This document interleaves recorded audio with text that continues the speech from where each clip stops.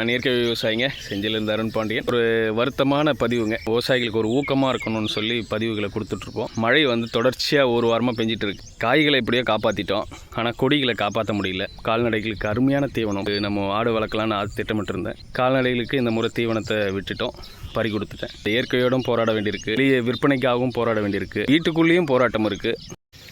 வணக்கம், நான் இயற்கை விவசாயிங்க, செஞ்சிலிருந்து அருண் பாண்டியன். ஒரு வருத்தமான பதிவுங்க. எப்போவும் நம்ம வருத்தமான பதிவு கொடுத்ததில்லை, ஆனால் உண்மை அதுதான்.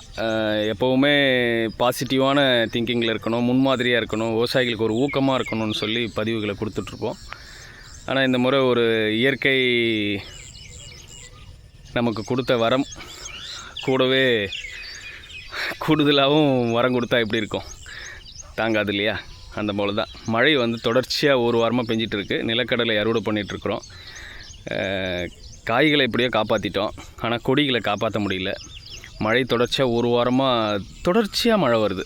ரொம்ப இந்த மாதிரியான நாட்களில் தொடர்ச்சியாக ஒரு வாரம் கண்டினியூஸாக மழை வருது நாங்கள் இது வரைக்கும் பார்த்ததே கிடையாது. விட்டு விட்டு மழை வரும், ஓரிரு நாட்கள் இடையில் ஏதாவது மழை பெய்யாமல் இருக்கும். ஆனால் இந்த வாரம் பார்த்திங்கன்னா தொடர்ச்சியாக 7 நாட்கள் மழை இருக்குது. பக்கத்தில் தெல்லாறு, வந்தவாசி அந்த பகுதியெல்லாம் மழையே இல்லை. திருவண்ணாமலை மாவட்டங்களில் பெருசாக வந்தவாசி பக்கம்லாம் மழை இல்லை.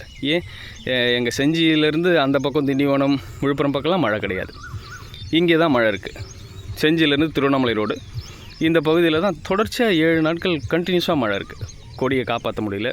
கால்நடைகளுக்கு அருமையான தீவனம், புரோட்டீன் நிறைந்த ஒரு தீவனம். இதை வச்சு ஆடுகளுக்கு நம்ம ஆடு வளர்க்கலான்னு அது திட்டமிட்டிருந்தேன். வருஷம் இந்த கொடிகளை வச்சு தான் ஆடுகளை வளர்ப்போம். நல்ல தீவனம் அது. இதை சாப்பிட்டுட்டு தான் அது வளர்ந்து பலனளிக்கும். கால்நடைகளுக்கு இந்த முறை தீவனத்தை விட்டுட்டோம், பறி கொடுத்துட்டேன். அப்போ ஒரு விவசாயி இந்த இயற்கையோடும் போராட வேண்டியிருக்கு, வெளியே விற்பனைக்காகவும் போராட வேண்டியிருக்கு, வீட்டுக்குள்ளேயும் போராட்டம் இருக்குது. இயற்கை சீற்றங்கள் இந்த மாதிரியான பிரச்சனை வரும்பொழுது வீடுகளுக்குள்ளே கணவன் மனைவிகளுக்குள்ளேயும் சண்டை வருது.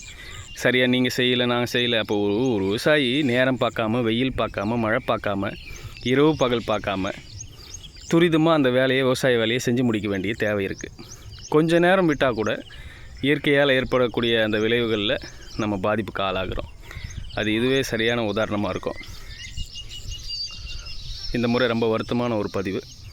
நிலக்கடலை கொடி நம்ம மழையில் நனைஞ்சு போச்சு, பூரணம் பூத்துச்சு. இதுக்கப்புறம் இதை சேகரிக்க முடியாது, பாதுகாக்க முடியாது. பாதுகாத்தாலும் அது வீண். தானியங்களை எப்படியே காப்பாற்றிடுறோம். ஒன்று தானியங்களை காப்பாற்றினா செடிகளை விட்டுறணும், இல்லை செடிகளை காப்பாற்றணும்னு போனோன்னா தானியங்களை விட்டுறணும். அப்படி தான் போகுது நிலைமை. விவசாயிகளுடைய நிலைமை இப்படி தான் இருக்குது. ரெண்டுத்தையுமே காப்பாற்ற முடியாமலாம் ஒரு சிலர்லாம் போகுது. விவசாயிகள் துரிதமாக வேலை பார்க்கணும்.